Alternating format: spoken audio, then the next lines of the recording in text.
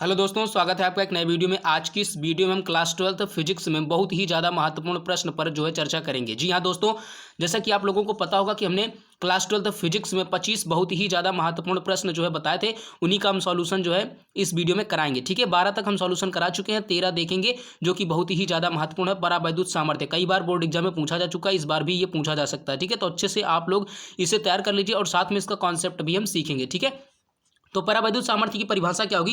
किसी परावैद्युत पदार्थ के लिए वह महत्तम वैद्युत क्षेत्र, ध्यान से समझिएगा, किसी परावैद्युत पदार्थ के लिए वह महत्तम वैद्युत क्षेत्र जिसे वह बिना वैद्युत भंजन के सहन कर सकता है, परावैद्युत सामर्थ्य कहलाता है। ठीक है, इसका कॉन्सेप्ट आप सीखें।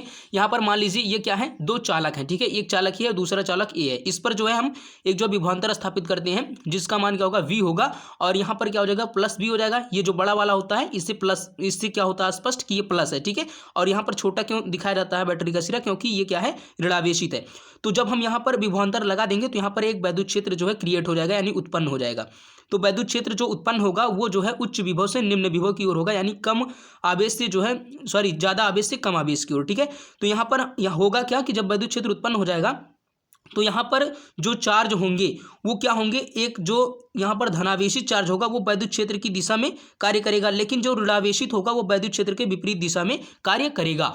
और जब किसी एक पदार्थ कैसा, ये कुचालक पदार्थ है, जब कुचालक पदार्थ के धनायन और ऋणायन को अलग करते हैं हम, तो वहाँ पर वैद्युत क्षेत्र की जितनी आवश्यकता होती है, वैद्युत क्षेत्र की तीव्रता की जितनी आवश्यकता होती है, उसे ही हम कहते हैं परावैद्युत सामर्थ्य। ठीक है, आप जानते हैं कि वैद्युत क्षेत्र की जो तीव्रता होती है वो प्लेटों के बीच विभवांतर v तथा उनके बीच की दूरी यानी d के अनुपात के बराबर होती है। तो आप लोग समझ गए, यानी कि परावैद्युत सामर्थ्य है उसकी परिभाषा यही होनी चाहिए कि धनायन और ऋणायन को अलग करने के लिए, यहाँ पर कुचालक पदार्थ में क्या है, धनायन है और ऋणायन है, इनको अलग करने के लिए जितनी वैद्युत क्षेत्र की तीव्रता की आवश्यकता होगी उसे ही कहते हैं परावैद्युत सामर्थ्य। ठीक है, फिर उसके बाद में 14 नंबर टॉपिक देखेंगे जो कि बहुत ही ज्यादा महत्वपूर्ण है, भंजक विभवांतर क्या होता है।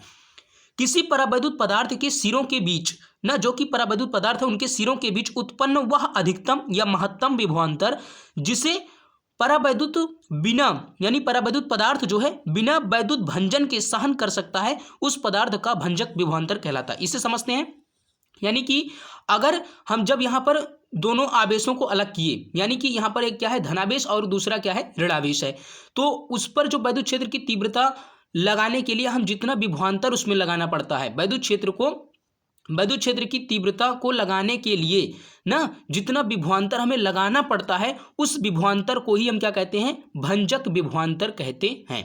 समझ में आया? यानी यहाँ पर जो वैद्युत क्षेत्र की तीव्रता क्रिएट हो रही है जिससे ये दोनों आवेश एक दूसरे से क्या हो जा रहे हैं, अलग हो जा रहे हैं। ठीक है, धनायन और ऋणायन अलग हो जा रहे हैं। इस वैद्युत क्षेत्र की तीव्रता इतना उत्पन्न करने के लिए जितना हम यहाँ पर विभवांतर लगाते हैं उसी विभवांतर को कहेंगे भंजक विभवांतर। समझ गए? यानी कि किसी परावैद्युत पदार्थ के सिरों के बीच उत्पन्न वह अधिकतम विभवांतर जिसे परावैद्युत पदार्थ बिना वैद्युत भंजन के सहन कर सकता है, उस पदार्थ का भंजक विभवांतर कहलाता है। ठीक है, फिर उसके बाद में 15 नंबर टॉपिक जो कि बहुत ही ज्यादा महत्वपूर्ण है, ऊर्जा घनत्व क्या होता है। संधारित्र के